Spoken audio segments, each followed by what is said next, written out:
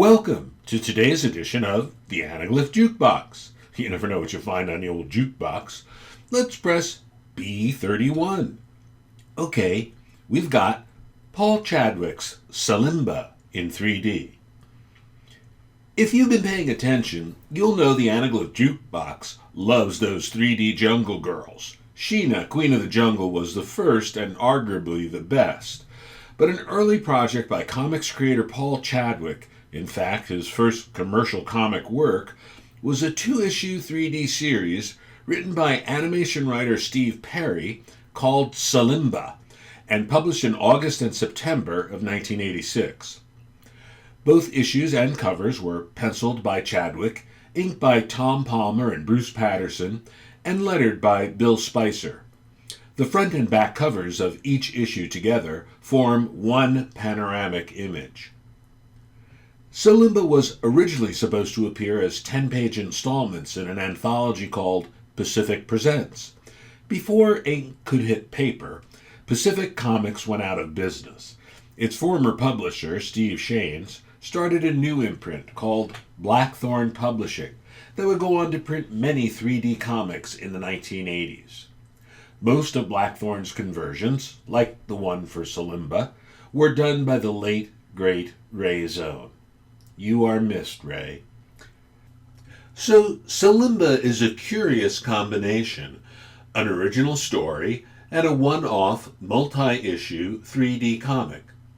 Salimba battles immortal pirates, bizarre monsters, and zombie apes in the grand Jungle Girl tradition. And, as you can see from these images, it was clear a major new talent had entered the field, Paul Chadwick. Chadwick was born in Seattle and raised in a nearby suburb. As a teenager, he participated in APA 5, an amateur press alliance of comics fans, which he credits as being hugely influential in his development as an artist. These amateur press groups were far from new. They existed in the 1920s and 1930s to serve budding science fiction and horror writers like the Jukebox's favorite children's author, H.P. Lovecraft. After graduating from the Art Center College of Design in Pasadena in 1979 with an illustration major, Chadwick began his career creating storyboards for Disney, Warner Brothers, Lucasfilm, and others. He contributed to such films as Pee-wee's Big Adventure, Strange Brew, The Big Easy, and Ewoks, The Battle for Endor. He did work for Marvel Comics on Dazzler, Deadpool, and Doctor Strange. In the same year Salimba was published, 1986, he created Concrete, his most well-known character. The first Concrete story was published by Dark Horse Comics in Dark Horse Presents No. 1, July 1986. It attracted immediate fan and industry attention, and soon Concrete was appearing in his own monthly book. 3 years later, Chadwick won the Eisner Award for Best Writer Artist, 1989.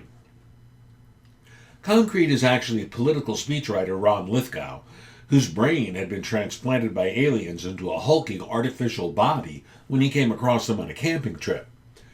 The aliens appear only once, in issue 3, as Ron relates his backstory. They're never seen in the series again. Concrete stories are very much based in reality. Aside from a nearly indestructible body, all the normal rules of physics and logic apply here. There's a strong supporting cast of characters, and the theme of nature and man's place in the natural world is frequently visited throughout the series. There are 7 volumes of Concrete stories, along with several variant editions. The Jukebox gives them its highest recommendation. After the great success of Concrete, Salimba was later collected as a regular, flat, black and white graphic novel. But for the relatively few comics buyers of those original 2 issues in 3D back in 1986, Paul Chadwick's Salimba was a nod to the great jungle girls of the past, with a clean, precise line and a depth that few comic book heroines ever achieve.